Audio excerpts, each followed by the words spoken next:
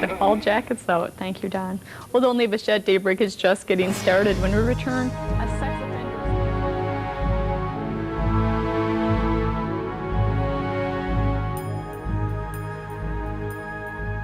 I'd like to welcome you to this original production of Fade to Black, and it's a collaboration with Gary Peterson, Josh Benson, and I worked with them to adapt it to the stage. We're very privileged as Brave Community Theater to present that to you this evening, and we're honoring Jodi Huisentruit's memory as well as others that are missing. Thank you very much.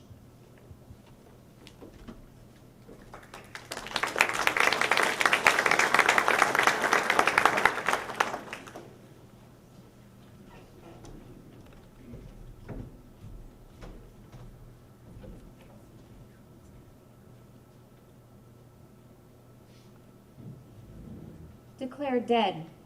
That's what they say about me. An odd term, one I'm trying to get used to. I'm Jodi Huisentruit, and I was the morning and noon news anchor at KIMT television in Mason City, Iowa. My hopes and my dreams were shattered the morning of June 27th, 1995. I disappeared from the parking lot of my apartment building. For clues as to why this happened, I look back at the preceding days. Who did it? You decide. On that particular morning, I was late for work again. I had a busy nightlife. I had a long day on Monday, the day before my disappearance. I worked at the station in the morning and then attended a golf tournament at the Mason City Country Club. I went back to my apartment on Kentucky Avenue around 8:30 p.m., made a few phone calls, and went to bed about 10 p.m. Well, the next thing I knew, the phone was ringing. It was Amy Coons. She was the morning producer at KIMT. She told me I needed to get to work as soon as possible. I asked her what time it was, and she said it was 4:10 a.m. God. Late again. I ran around the apartment. I grabbed clothes, a hairdryer, hairspray, the kind of stuff a girl keeps in her tote. I ran down the stairs and through the exterior door. I could see my car was almost straight ahead. My little red convertible was just 20 yards from the door. I made sure that the top was on and the car doors were locked the night before when I parked. I ran to the car. I had my key out and had just put it in the driver's side door lock. Suddenly, I heard a noise. I thought I saw movement. I think there's something behind me. There's grunting noises. Well, I recognize one of them. There's two of them. They came at me. I was scared. I swung my purse around and told them, "Stop, don't do this," I said. It did no good. I could feel one of them pressing me up against the car door. The first blow came towards the back of my head, and then the second, I fell to the ground.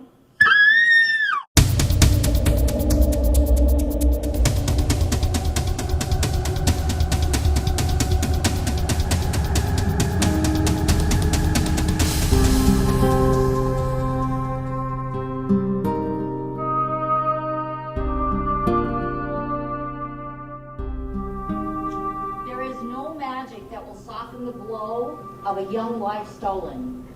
The raw truth is that this is a murder, and someone has gotten away with it. A crime as terrible and painful as any truth can be.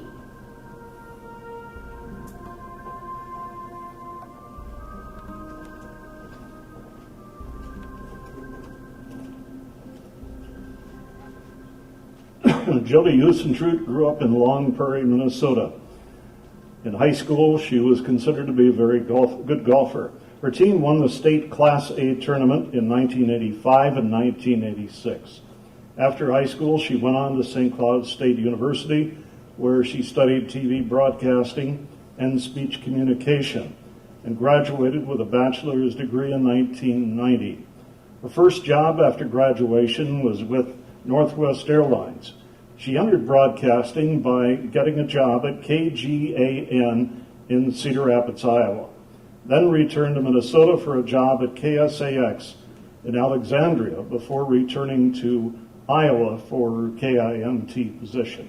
You're watching KIMT-TV 3. Your world, your news. From the KIMT News Team, news, weather, and sports with Jodi Huisentruit and Don Harmon.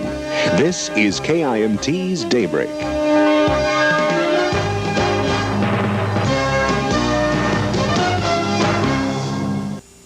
Good Thursday morning and welcome to Daybreak on this January 20th. I'm Jodi Huisentruit. And I'm Don Harmon. Kind of a surprise outside. Clear skies, but... I started working at KIMT in Mason City in October of 1993. I moved into the Key Apartments. It wasn't a bad place to live. In the back of the apartments, there was a park that overlooked the Winnebago River. I had a one-bedroom apartment on the second floor. My balcony overlooked the parking lot, so at least I had some sort of a view. At some point, Jodi started a diary, this entry in January of 1994. Remember, there is no time better than now to begin practicing being the best I can be and living the way I want to live. I'm Kelly Torgeson. Jodi and I met in college and became best friends. She made friends wherever she went. She, in some ways, was a little bit naive and constantly had to be reminded that people might take advantage of her. She loved the broadcast business. Her favorite kind of news was what she called soft news, like covering parades and family celebrations and human interest stories. She loved the one-on-one types of interviews where she covered stories that maybe other people overlooked. My husband Todd and I moved to Mississippi, but Jodi and I stayed best friends. We talked on the phone all the time. I'm going to work to advance my career, communicate better, have more impact on a larger audience, get the Huisentruit name out, make Mom proud. I need to give myself 5 years in this business. I'm not where I want to be. I love news.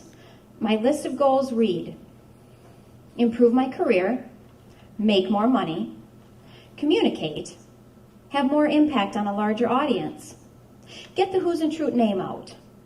I'm beginning a new career hunt. I think of Paula Zahn and Kathy Lee Gifford as role models. On October 22nd, Jodi and her mom took a cruise. Mom and I had a super cruise. We had the time of our lives. It was just beautiful.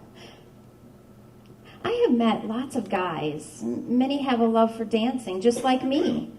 On the cruise, I met a man I liked, but he's not in Mason City. Why do I get hooked so fast? I'm lonely here at times and would like to have someone to share my life with. Sure, I meet men, but none that really strikes me or who follows through. Halloween, Jodi met a neighbor who lived at the Key Apartments, John Van Sice. He was a 47-year-old guy who moved to Mason City from Newton, Iowa, after getting a divorce from his wife, Rowena. I just had to ask one of the neighbors, who was that cute girl riding around in a moped in her short shorts? I found out her name was Jodi Huisentruit, and she was a newscaster for KIMT. Nice, cute, and young.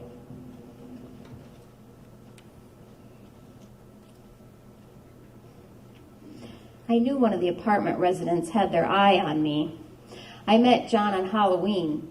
He was a seed corn salesman and traveled a lot. He said he liked to water ski and that maybe we should go together sometime. I told him I had a lot of friends that liked to water ski, and he said I could invite them along. I think John had money, or at least he acted like it. John played the role with gusto. He purchased a boat and had Jodi's name painted on the stern. It was quite a sight when John got all the girls together in his $26,000 boat. John and I never really dated as such. It was more of a planned gathering at the OP bar. Well, that's where everybody from the station would get together and have a drink. John always picked up my tab. He liked to show me off. Well, sometimes we would dance right there in the bar. One night, Billy Pruitt and I were dancing. Billy's a friend of mine who lives southwest of Mason City. He lived on a farm. He was divorced and had a couple of kids. Well, Billy and I, when the night that we were dancing, John came right up to us, pushed us apart, and John told Billy that I was his girl. I didn't really think of myself as John's girl. Jodi and I became very good friends, nothing more, nothing less. We did things as a group with other people, and we just got to know each other a lot, and we liked each other. We had a lot of fun together. I'm like a father-daughter situation. I'm Lene Good. Whenever John was in the bar I managed, he was always strutting around like a rooster, trying to impress the ladies. He and Jodi were always together. I mean, if you saw one, you saw the other. And it was pretty evident that John definitely thought that Jodi belonged to him. Billy Pruin was liked by most of the people in the bar, and whenever I saw him pull up out front and park his pickup, I always had a Miller Lite sitting on the counter for him when he came in. But there was no love lost between Billy and John. But Jodi had fun with both of them. In March of '95, another journal entry. I stayed in Mason City this weekend to regroup, gather my thoughts and goals, and read. Oh, and have Jodi time. I've enjoyed it. Church is very important to me, as is putting myself and family at the top. I'm starting fresh at work this week, getting up at 3 a.m., best newscast in the world, top 10 markets. I really think I'll market myself for Arizona. See what they think about my accent, or I'll move down there to produce. On March 5th, John Van Sice moved out of the Key Apartments and into a duplex that he had recently purchased. It was located 510.5 6th Street East in Mason City. Hi, I'm Tammy Baker. No, not the Tammy Baker. No. I'm just a little old girl from Iowa, and I met Jodi at a luncheon with the Chamber of Commerce in Iowa City. We had a lot in common. We liked to party. We also didn't like to cook, so we went out a lot to restaurants. You won't believe what her favorite restaurant was. It was Bonanza, you know, the all-you-can-eat big buffet. She could really pack it in, but she never seemed to gain a pound. Now, you know, she made friends wherever she went, and she had a lot of male admirers. Sometimes there were disagreements between those male admirers. One time I remember that we were at the OP bar where a lot of us went, the other place, and Lene Good, who's a waitress there, well, she witnessed just such a disagreement between Billy Pruin and John Van Sice. April 5th, Billy Pruin had just purchased a new tractor for nearly $200,000. He drove it from the dealership in Mason City to his farm, which was about 9 miles southwest of Mason City. Pruin was a single guy. He and his wife were divorced. They shared custody of their children. He was a particular man, very, very particular, fussy about his home. Everything was organized. He had plans for everything, and he was methodical. He had lost a forefinger on his left hand, but otherwise he was in pretty good physical shape. That was some tractor. Guess it should be for the money. As I drove up to my farm, I noticed that the double doors to the machine shed were slightly open. I knew something was wrong.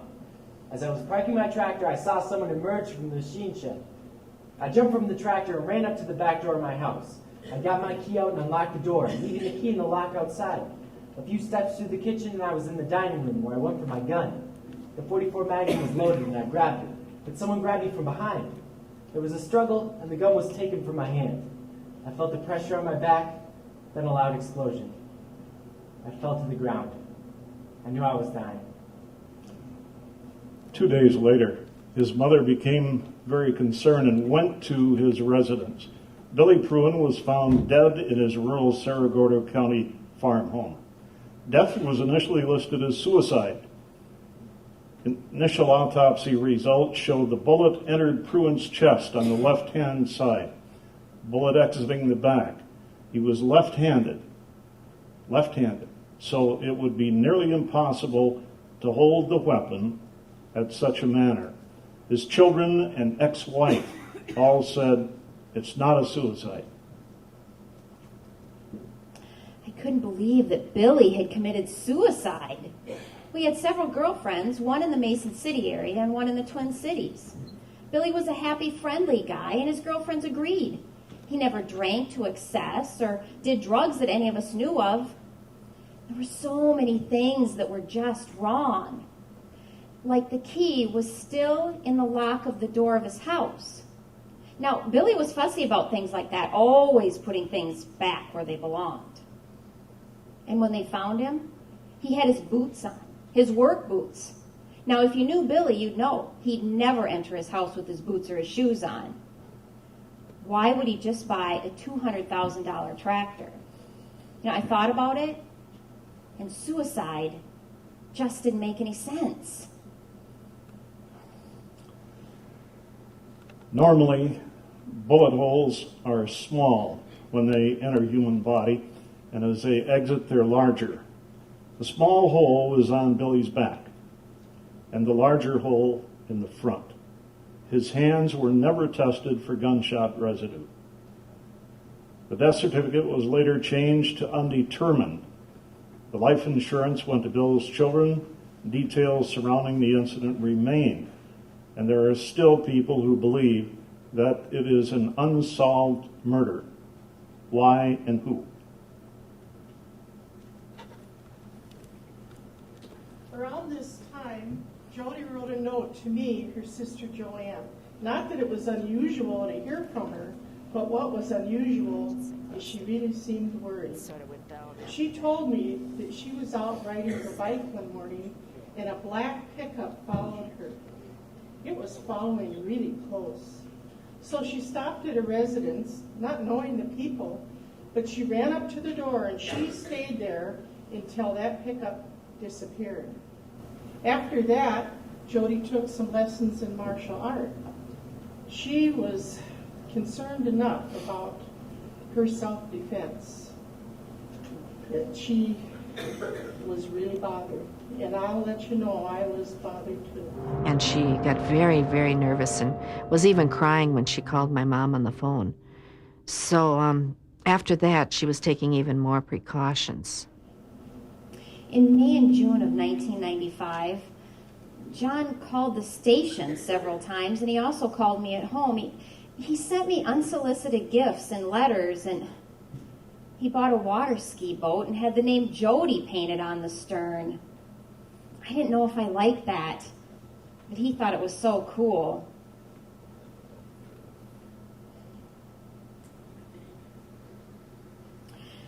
Sunday, June 11th, 1995. What a weekend. Surprise! My Mason City and Clear Lake friends threw a big party for me at a lounge in Clear Lake.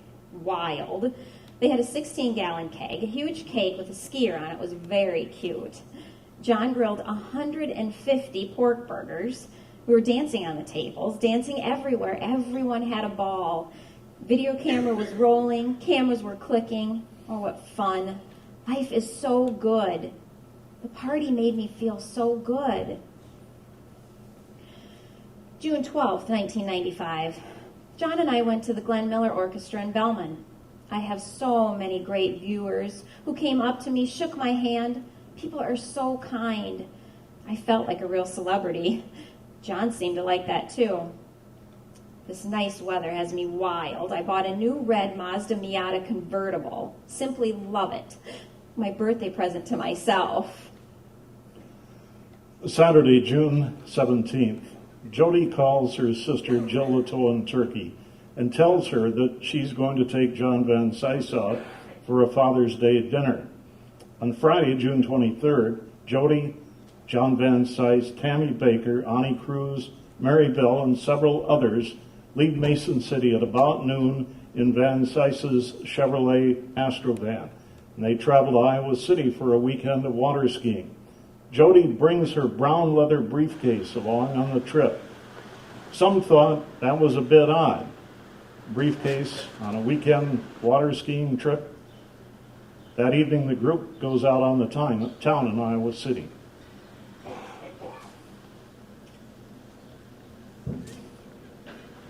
My name is Joe Murphy. I'm a photographer for Jodi's old station, KGAM.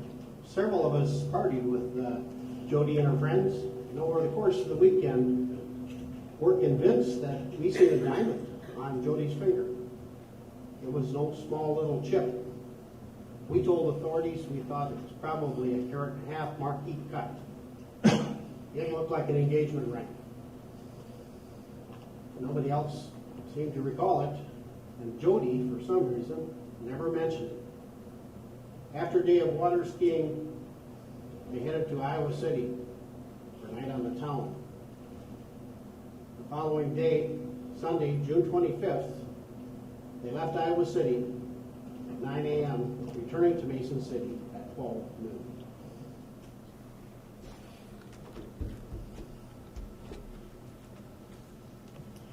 It rained, so I headed back to my apartment, wrote out some birthday cards to friends, and a brief note to my sister Joanne Nathy. I like to keep in touch. Got home from a weekend road trip in Iowa City. Oh, what fun. It was wild. Water skiing and partying. We skied at the Coralville Reservoir. I'm improving on the skis. John's son Trent gave me some great ski tip advice. Hips up, leaning, and so forth. Great friends here, but professionally, I'm fed up. It's been difficult to find a new job, and I'm confused about agents and what to do.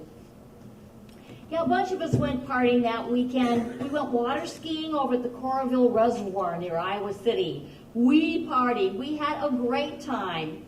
Jodi seemed fine. She did talk a little bit about trying to find a new position somewhere else, but actually, we didn't have a care in the world. I'm Amy Weston, a college friend of Jodi's. I received this card from her on the day she went missing. On the inside she wrote, "Dear Aim, hope your birthday was super. Can't wait to hear how the England reunion went. I'm driving to Long Prairie this next weekend as I'm in a wedding, so I simply could not make it 2 weekends in a row. Plus, I bought a new car, a Mazda Miata, and I don't have the title transferred yet. Are your parents here? If so, please tell them hi. How's little Alex and Allie? Bet Dick and Mary squeeze them to pieces. Water skiing and golf tournaments keep me going. Let's keep in touch. Think about you often. Jodi." Monday, June 26, less than 24 hours later, Jodi would be abducted. For Jodi, it was just another Monday getting the newscast ready for the 6 o'clock show. She thought the days should go by fairly fast. She was scheduled to be doing the noon show, and then she was leaving early to go to the golf tournament, which was sponsored by the Mason City Chamber of Commerce. Okay, that's a wrap. Good show, guys. Jodi, I'll see you later. If not at the golf tournament, tonight at the club for supper. Jodi said she'd bring back a trophy for the newsroom. She played in a foursome, 18 holes, just a hint of rain. The tournament went well. She didn't play her best, according to some of those that were playing with her, but she always got a kick out of shooting a better score than me, Doug Murbach, her boss at the TV station. I saw her for a little while after the tournament. We had time for a couple beers at the clubhouse. Then she had to head back home, change clothes, and get back to the club for dinner. Jodi left the clubhouse about 5 o'clock and went to her apartment on Kentucky Avenue. She took a quick shower and changed clothes, heading back to the country club for the dinner. One of her neighbors reported hearing a man walking up the steps to Jodi's apartment before she got home, banging on the door and saying, "Come out, Jodi, I know that you're in there." But if it was a close friend, he would have known she had just traded cars and noticed that the sporty red convertible was not in the parking lot. Well, by the time I got back, everyone was really into drinking and bragging about their scores. I had 3 or 4 beers, maybe more, and around 8:15 I decided to go home. When I got home, I thought I'd call my best friend, Kelly Torgeson, in Mississippi. Gosh, how I missed her. I dialed the phone, but her husband Todd answered. "Hey, Todd, how you doing? It's Jodi here." I'm doing fine, Jodi. Keeping busy. Is Kelly there? No, she had to go out for dancing lessons. She'll be back shortly. Everything okay with you? Yeah, I guess so, but could you have Kelly call me back if she gets back before 10 p.m.? After that, I'm going to have to go to bed. You know, I got to get up early in the morning. Okay, Jodi. I'll tell her. Take care. Talk to you later. I got back after 10 o'clock that night, so I couldn't return Jodi's phone call. Todd said that Jodi seemed a bit apprehensive, but he didn't want to ask her about what. She had visited us a short while before in Mississippi, and she was pretty focused on trying to find a new position. She thought maybe in Arizona. Now we'll never know what she wanted to talk to me about.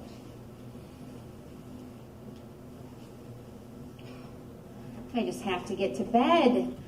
I have early call in the morning. I have so much trouble getting to work on time. I know it's all part of the promise to myself to improve my work. Oh, well, there I go again. I probably won't get to bed before midnight, and I have to be up by 3 a.m.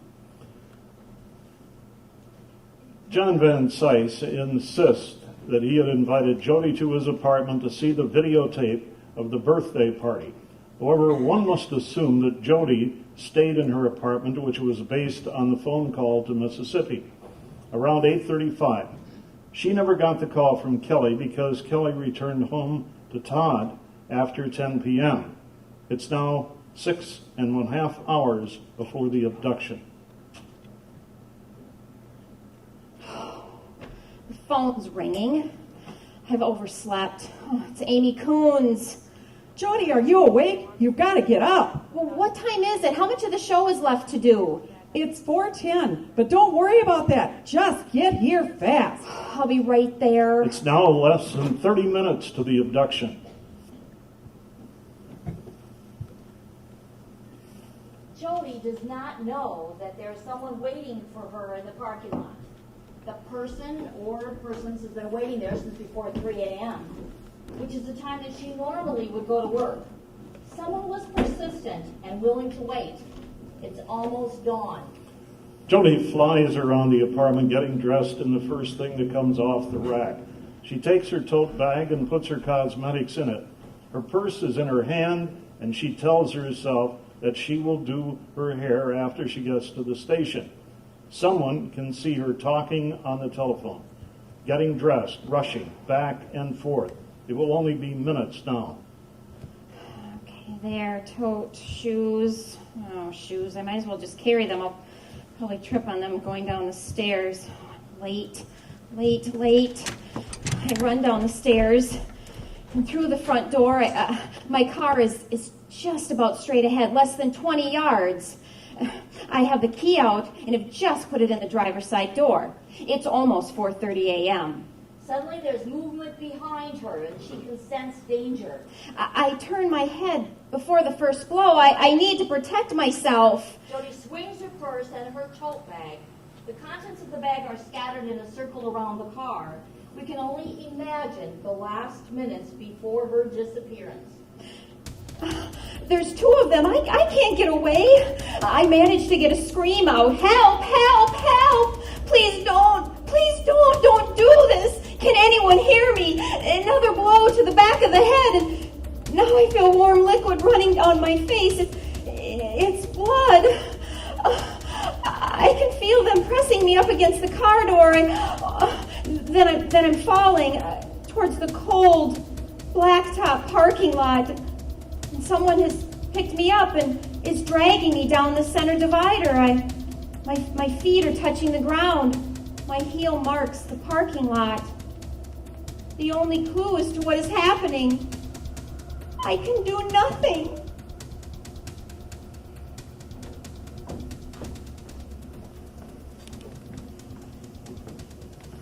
Imagine this scenario. There's an older model white van parked close to the building just past her door with two people in it. One is in the van in the driver's seat and the other one pacing nervously outside. Where the hell is she? She's usually out of her apartment and on her way to the work by 3:30. Now it's nearly 4, and no Jodi. I don't know why it's so important we have to do this job today. Why not wait? Oh, it'll be getting light soon, and we have to get this van back by 8 o'clock. There, the light just came on in her bedroom window. She must have overslept. That's good for us. She'll be in a hurry. Shouldn't be long now. They attack, catch her off guard as she puts the key in the car door. It takes only a minute or so. So quick, so deadly. There, it's done. She won't be bothering us anymore. Now let's get her in the trunk and let's get the hell out of here. For a little gal, she's heavy. It's 4:30 a.m. The trunk of the car is slammed, making a metal-on-metal noise. Someone hears that sound, perhaps the driver, jumps into the car, followed by the accomplice. Get the hell out of here! A possible witness to the abduction was a lady we will simply identify as the jogger. There was a rhythm to the sound of running shoes traveling north on Kentucky Avenue. The jogger stopped and ran in place at an intersection called the Five Corners. There's a small hatchback car sitting in the intersection with its lights off. She stops, the automobile left, and the jogger continues her trip toward Key Apartments. The bridge goes over the Winnebago River, and at the end of the bridge is the entrance to the Key Apartment building. Suddenly I heard a car coming out of the parking lot. Tires squealing, lights off, and it was no piece of junk either. It was a nice car, a sedan. Be careful, you idiot, you might hit something. Perhaps both of the stalkers were soaked in sweat, and they were panicking as they maneuvered the four-door full-size sedan east down the parking lot and then a quick turn to the right on Kentucky. Suddenly, don't hit that jogger! I had to jump back from the bridge railing to avoid being hit. Oh, it was terrible. And then the car continued on, about 100 yards, turned on its headlights, and then continued south. I looked back at the parking lot, but I didn't see any activity there. Some people said they saw a white van, but I didn't see that either. I tell you what, I was shaken. I came so close to being hit.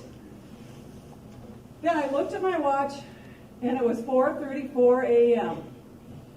So I continued my run, went home, got ready for work, and that afternoon it was all over the news. Jodi Huisentruit was missing from the Key Apartment parking lot. So that afternoon, or that next day, I went to the police station to tell them what I witnessed the day before. That's the last time I ever talked to the police. They never asked me any questions after that day. Well, not until I was interviewed by FindJodi.com. Randy Linderman says that he saw a white van in the parking lot. All right, right now I'm entering the Key Apartments, and I'm going to drive and show you where I seen that van parked. I seen the van approximately right about here. The parking lights were on, and it was parked. Just leave it here for a second. Check it out. And this is where I seen it sitting, and I just caught the front end of it, the side of it a little bit, and I conceded on, and that's pretty much all I seen. Well, they give me a lie detector test to see if I seen what I saw, and I never heard the results on that, so that's about it. 4 people who lived in the Key Apartments heard the screams or saw suspicious activity, but they didn't call 911.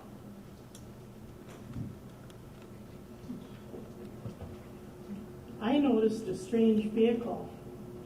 It was parked along the roadside and it had its parking lights on, and it stayed there for hours. Later on, I saw 2 vehicles. They were cars. One was parked north on the bridge, and the other was southbound on Kentucky. There was a lot of loud mufflers and shifting of gears. Then I also heard a strange sound. It sounded like 2 steel rods striking each other. Then a car took off. It seemed like that it backed out of the driveway, and it headed south on Kentucky at a really high rate of speed. I didn't hear any screams, but a resident in Building A on the west side did hear 2 screams, she says. That's right. I was up during the night and I saw those cars, and one was parked on the bridge pointing north and the other was southbound on Kentucky. And I heard that woman scream, but I didn't call 911. I just thought it was noise from the kids playing across the river. And I heard that thump, and then the door slamming of the vehicle or whatever, and then it was speeding away, and the noise was sounding like tires squealing on turns. Earlier that evening, there'd been a man outside Jodi's apartment banging on her door before she got home. And many times there was a man sitting in the parking lot looking up at the apartments until the wee hours of the morning. It was all very strange. Somebody else in that apartment, also in the apartment building, also said that they heard somebody say, "Just help, help." I didn't call 911. Neither did I. No one called 911. How different things might have been if someone had made just that one call. After the initial call from Amy Coons, there were 2 more attempts to contact Jodi after she failed to report to the station. At 5 a.m., a call was made by station personnel with no answer. Between 6:15 and 6:30, another call was made with no answer.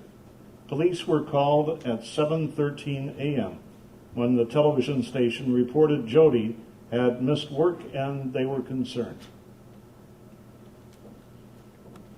Meanwhile, across town at John Van Site's apartment, John is calling LaDonna Woodford.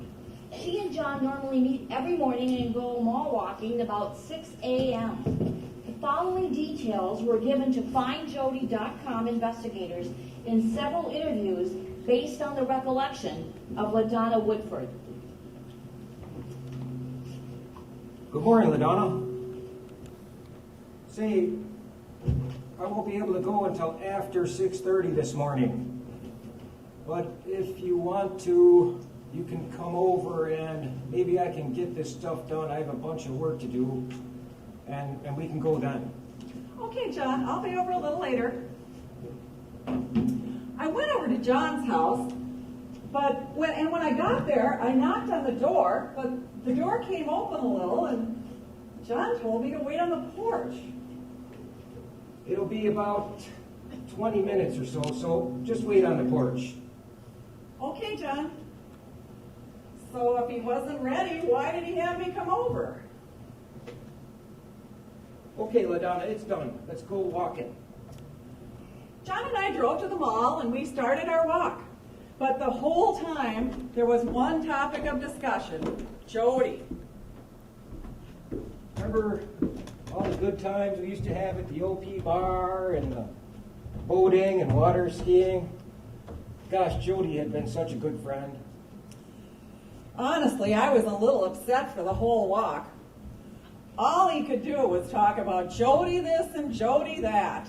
LaDonna, I have to go. I have a letter I have to finish and mail in, so I'll see you later. John and I parted ways. He went home, and I went back to my house to get ready for work. It is just before 7 a.m. The phone rings at the home of Alan Strike, one of John's friends. Meeting at Casey's is a morning ritual between John and Alan. Good morning, Alan. Good morning, John. Say, I just called to make sure. Are you going to be at Casey's this morning? Yeah, John, I'll be there. Oh, yeah.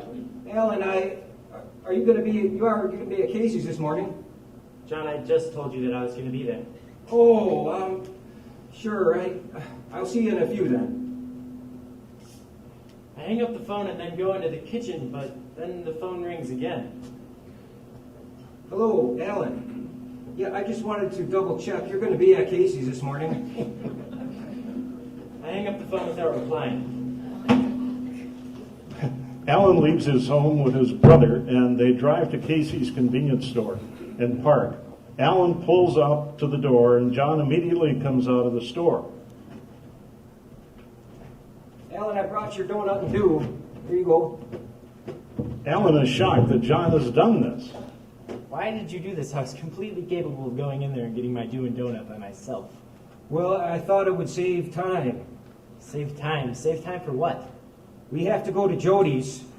She wasn't at work this morning. Alan was slightly mystified about John's action and why John was so concerned about Jodi. It's approximately 7 a.m., 13 minutes before the police were called to do a welfare check. Jodi's gone. Jodi's gone? What do you mean Jodi's gone? Why did John say Jodi's gone before the police were called? Was it because she wasn't on the morning newscast? When they arrive at Key Apartments, boy, there are police cars and people all over the parking lot. Whoa, man, look at all that activity. I wonder what's going on. Stop here. Let me out. Hold it! You get back in your vehicle, sir. We're not allowing anyone into the parking lot. Why, what's the matter? Did something happen to Jodi? She's a good friend of mine. Why are you here? Well, I just came to see if Jodi wanted to go water skiing this weekend. What is your name, sir? My name is John. John. His last name is Van Sice. John Van Sice. Yeah, John Van Sice, a good friend of Jodi's. I have a videotape of the birthday party we had for her earlier this month. She was at my place last night watching it. I'm going to have to ask you to take that tape down to police headquarters. Give it to them. Can you do that? Sure, yeah, I can do that. I'll do it right away. Let's go, Alan, to my place. Alan takes John home and waits for him to go inside his two-story home. A few minutes later, John emerges from the house and gets into the pickup. Alan drove John to the Mason City Police Department, where he handed the tape over to the property clerk.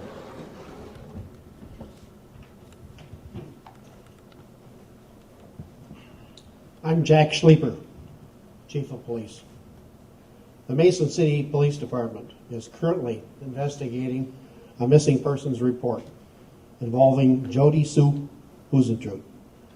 At approximately 7:13 this morning, June 27th, 1995, we were called by fellow workers at KIMT-TV requesting that we check her welfare due to the fact that she did not report to work. Ms. Huisentruit is a morning news reporter for the Channel 3 KIMT-TV Mason City, Iowa station and was scheduled to report to work between 3 and 4 a.m. this morning. At this time, a missing persons report has been filed with our department and we are investigating her disappearance and events surrounding this report.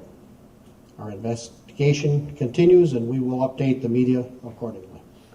Was searched along the riverbank and out extending from the riverbank. And there were a number of hits along the riverbank. However, we have not confirmed whether those would be something that we would follow up on or not. The police investigation began. There were several items in the parking lot at the 500 Kentucky Avenue. They found a pair of high-heeled shoes near the car, and nearby was a hairdryer and cosmetic case.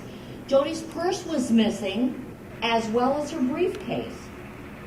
The key to Jodi's car was broken off in the lock, and the blood evidence at the scene indicates that Jodi was severely injured and was fighting for her life. A palm print of an unknown source was found at the scene. There were marks in the gravel that indicated that she was dragged to a waiting vehicle. Inside Jodi's apartment, there were empty 16-ounce cans of Bud Light and 12-ounce cans of Leinenkugel's beer in the sink.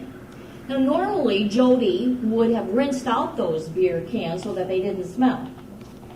There was also a report that a toilet seat was found up in her bathroom. Nothing else appeared to be out of order.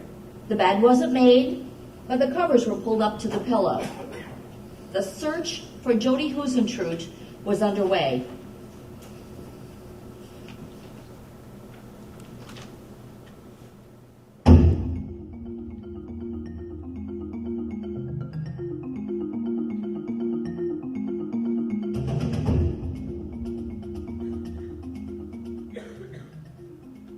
First, the law enforcement started to search everything in a mile of the Key apartments. That included a land and water search of the Winnebago River.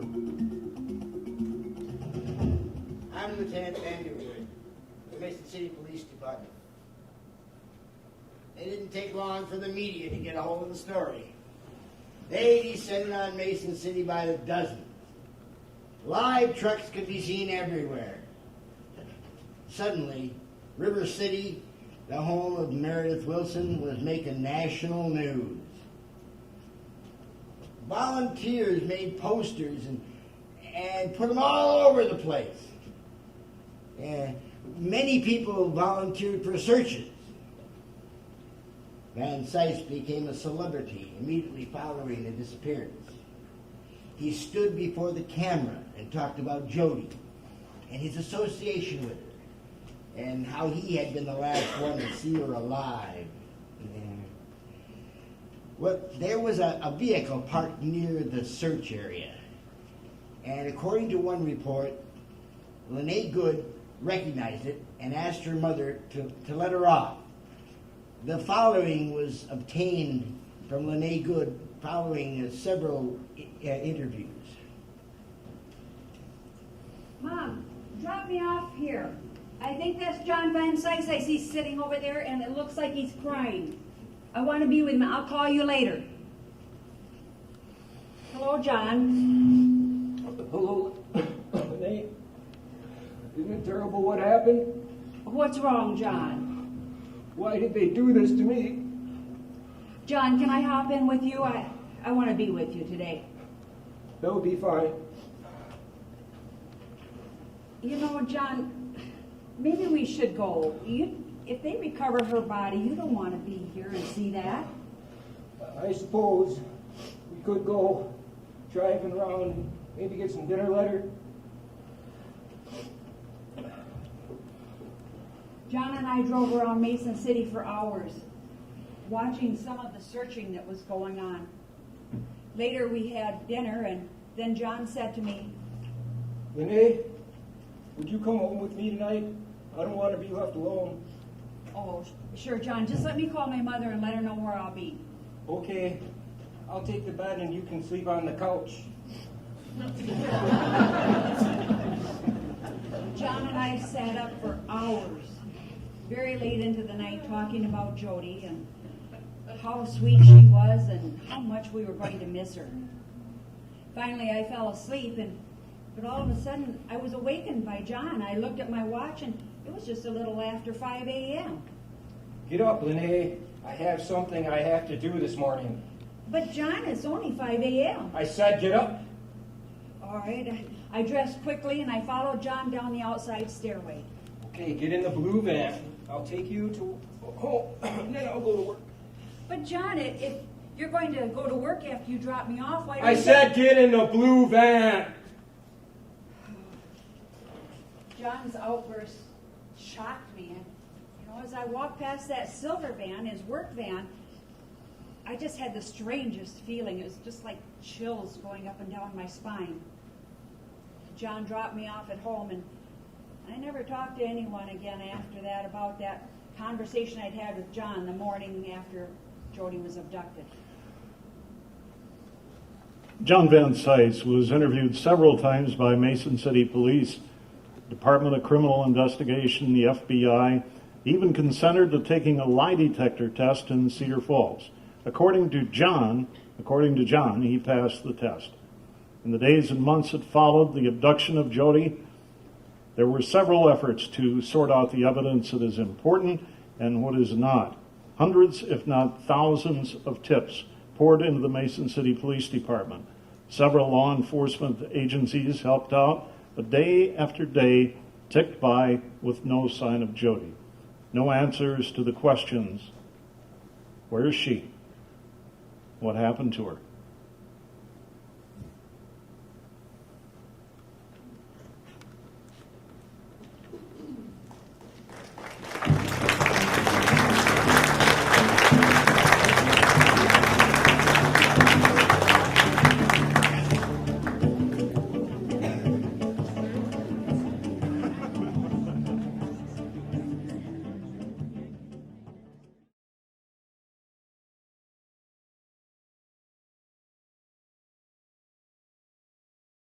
Children in Nevada, as well as Minnesota, Massachusetts, New Mexico, and Texas. Career-conscious young woman from Minnesota, apparently abducted and still missing in Mason City, Iowa. It's hard to believe. It's even harder to understand.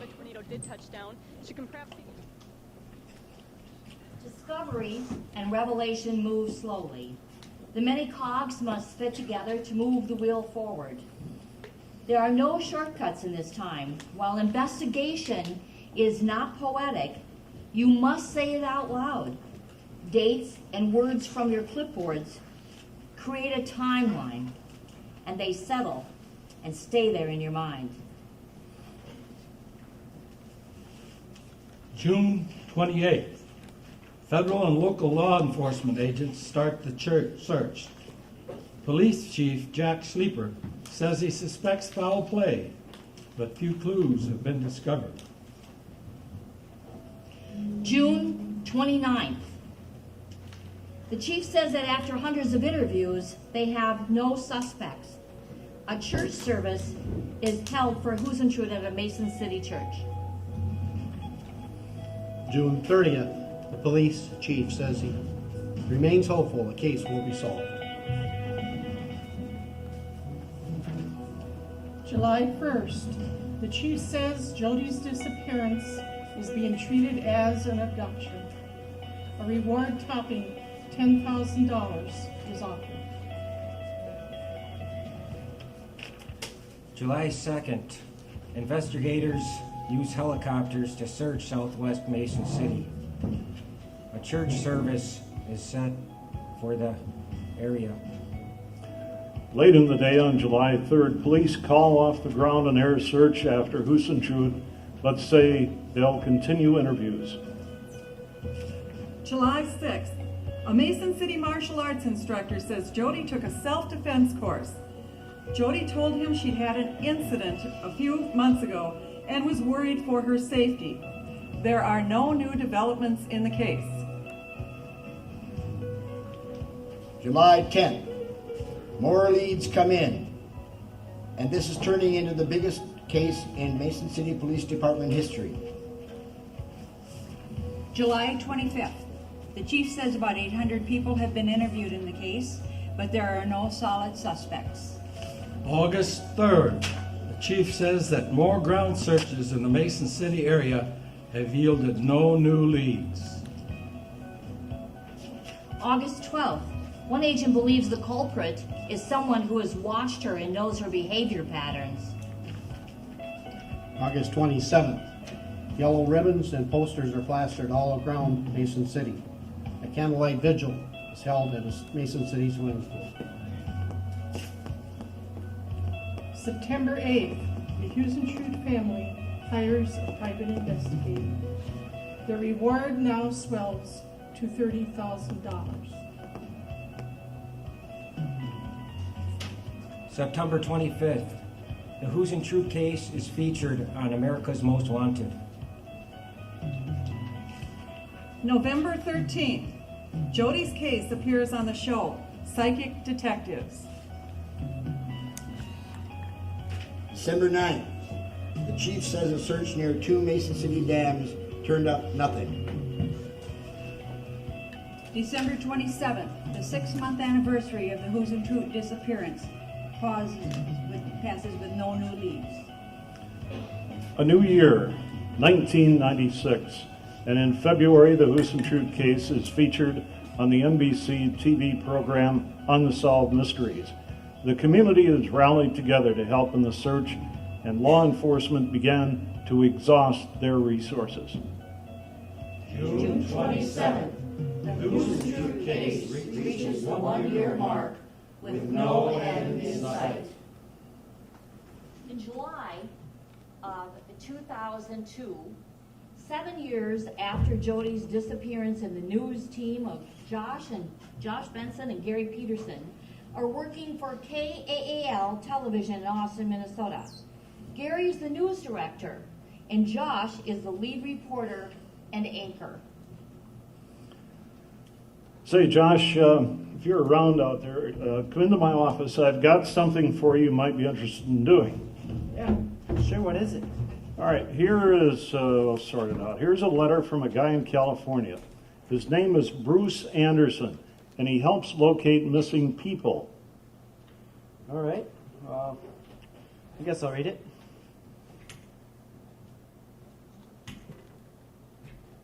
I can help you solve a crime that has perplexed you for too long.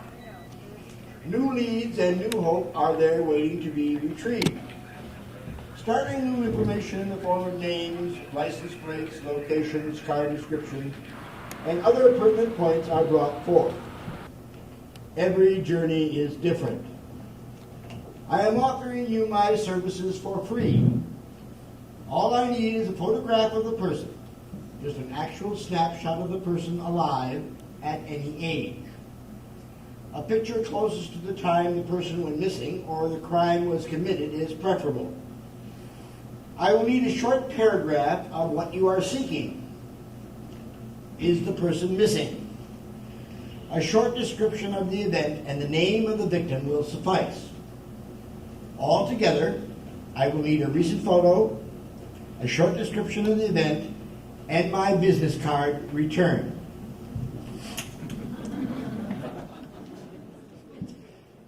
Well, I can't say I put a lot of credence in psychics. Not surprised. What do you say? Let me send it in with a picture of someone whose disappearance has never been solved. Who do we have in the area that has gone missing? What about that female anchor from Mason City?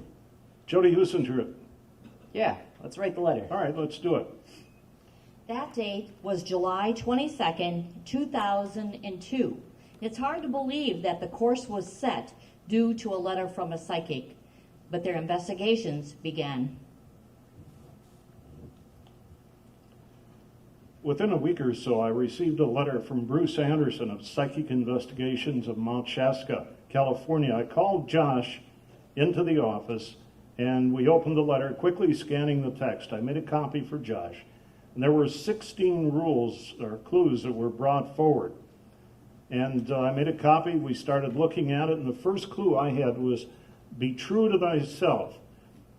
In a frame, this could be found somewhere later in her apartment, it was found. Perhaps it refers to the Optimist Creed. The second clue brought forth was a silver or gray van was waiting in the parking lot for Jodi. Jodi purchased a new car for herself. The perpetrator had long hair and a beard. If you should investigate a case of another woman that occurred either a year ago or a year prior to Jodi's disappearance. Another clue was 610 Wilshire Street. It might be a black pickup in the driveway. That's interesting. There may be a bumper sticker that says start. Held a memorial that had the word saints in an archway. Jodi says, tell them about Bluebird. Her body was taken to Honey Lake. And the last clue brought forth from Anderson was somebody who works in the fish industry. And so it began. A search that started in 2002 continues even today. There are many tips that have come into the newsroom, and Benson and Peterson felt a compulsion to investigate all of them. Some tips were obviously not pertinent, and others hinted at a degree of possibility. Within hours of the abduction, police started questioning people of interest. John Van Sites was a very close friend of Jodi's, and he claimed to have been with her the previous night as they went to his apartment to watch the video of her birthday party. But the time frame just doesn't work. And what about his strange behavior the morning before Jodi was even reported missing? A lie detector test has, at this point, exonerated him.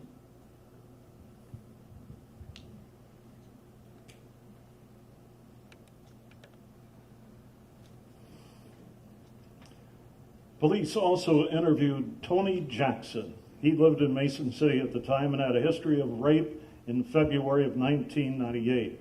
He worked in a meatpacking plant and later moved to St. Paul, where he was convicted of raping another woman, and he's the person who wrote the rap song with the quote of Stiffin' and Tiffin in 1999.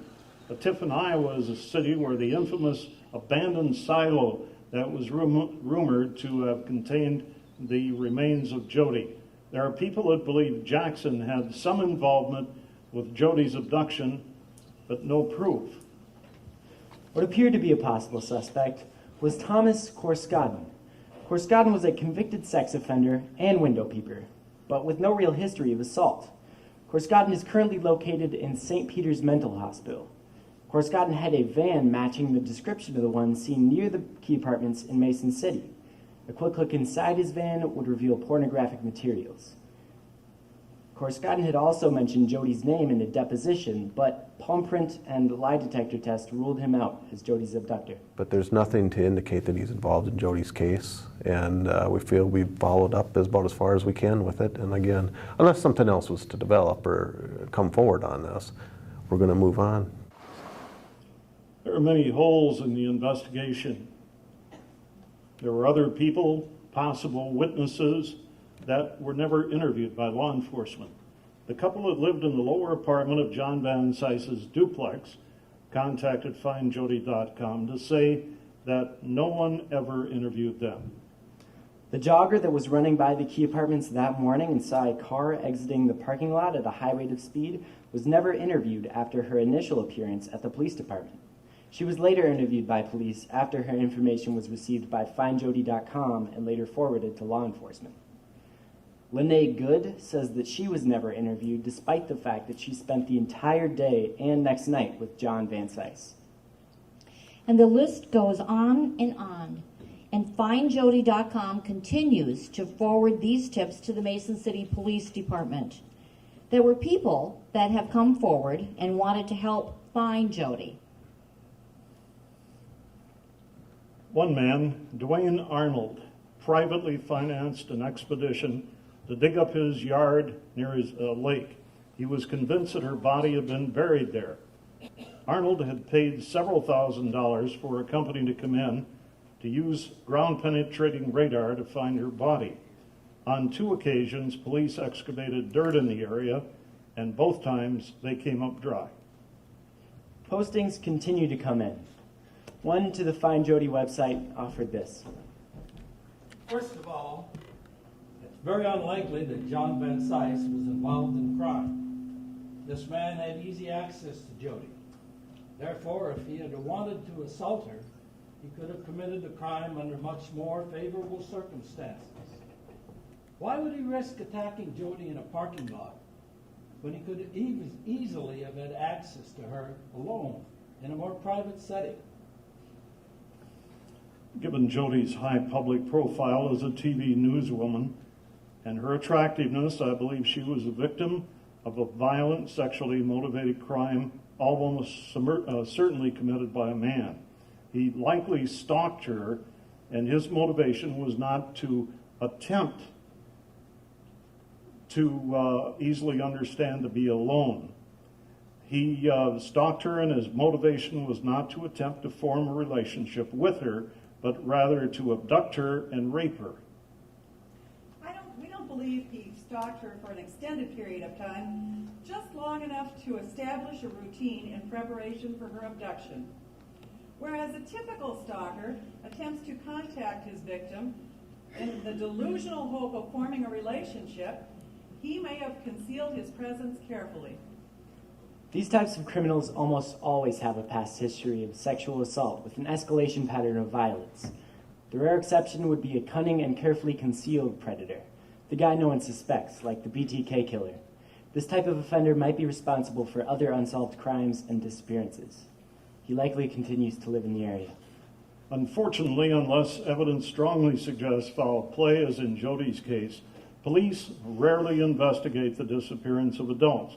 Because Jodi's body was never found, this individual is likely to have concealed the remains of any other victims in a similar fashion. Therefore, his past assaults are not truly classified as unsolved crimes, but rather as mysterious disappearances. Usually his victims are low risk, such as prostitutes, for example.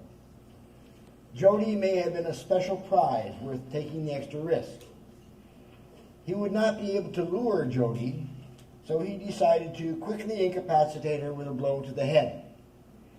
The use of the van in the disappearance makes sense because it provides both a space and a privacy for a sexual assault.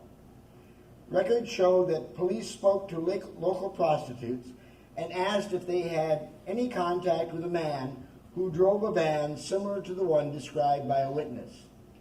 The van is the single most useful piece of information other than the palm print.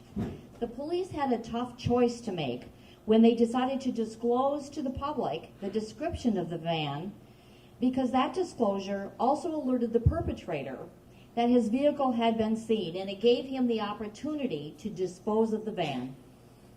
Assuming he was careful and his crimes well planned, he may have already had a way to dispose of the van and to be sure that it could not be traced back to him.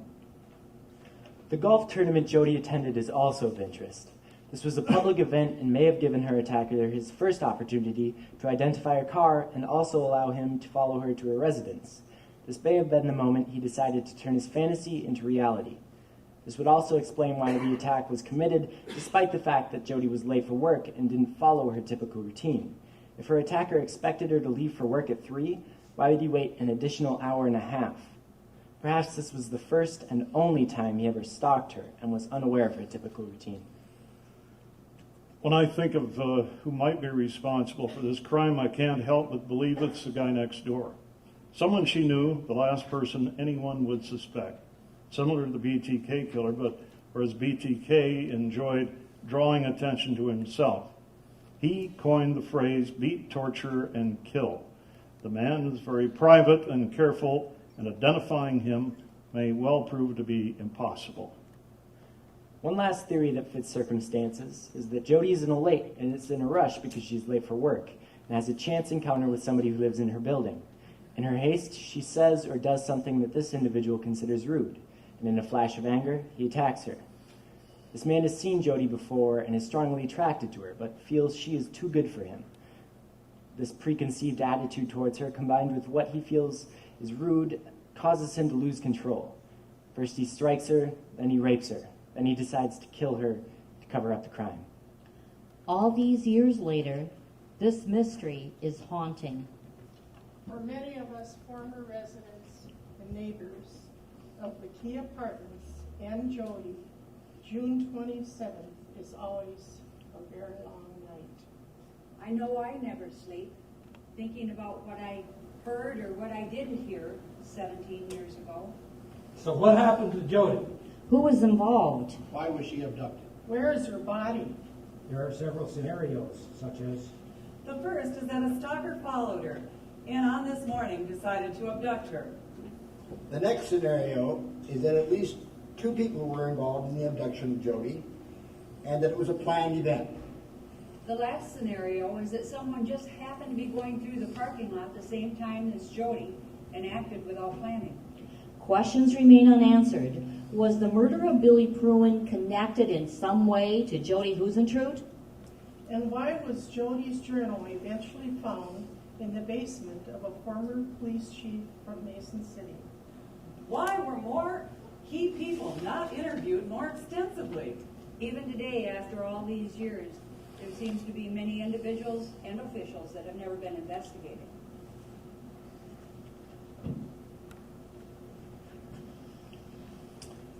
We don't have solid evidence that this was a case. Everyone might have been interviewed that the police had relative evidence or cases to interview. Josh and I were fortunate enough to be given an opportunity to produce a 13-part series for television on Jodi. It was called the Huisentruit Files. Then came the website findjodi.com, which still receives dozens of hits every day. Our travels have taken us all over the United States in search for information on Jodi. We are a nonprofit organization and have since branched out to form another organization called Stark Recovery. We are an organization that is available to assist families who have lost a loved one due to abduction or murder. We prefer to work on cold cases.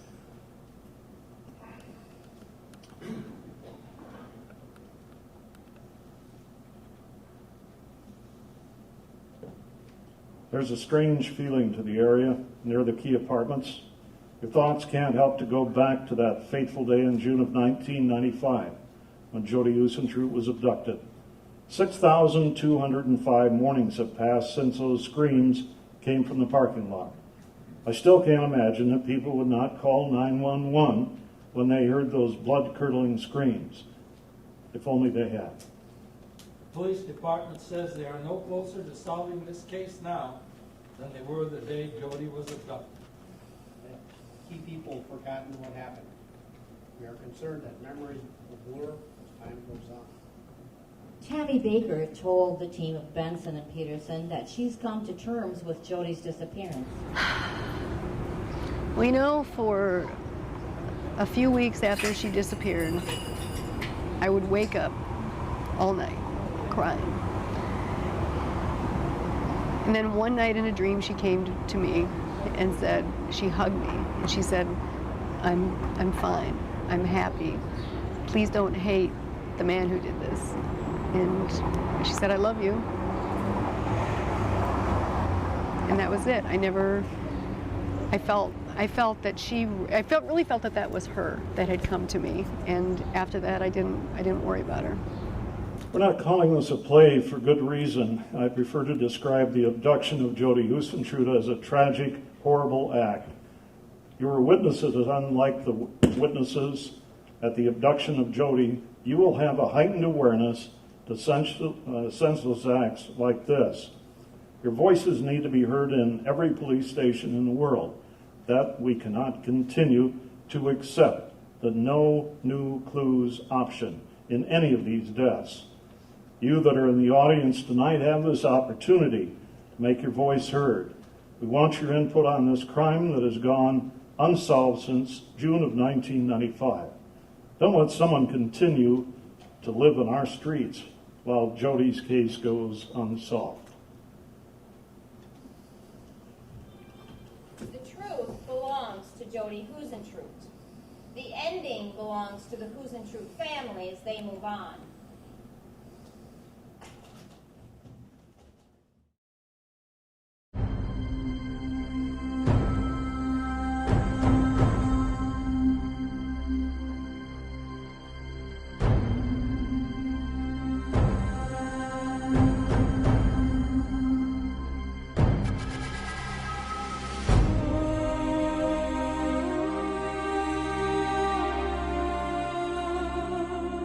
So you're listening to me. Okay, I got it.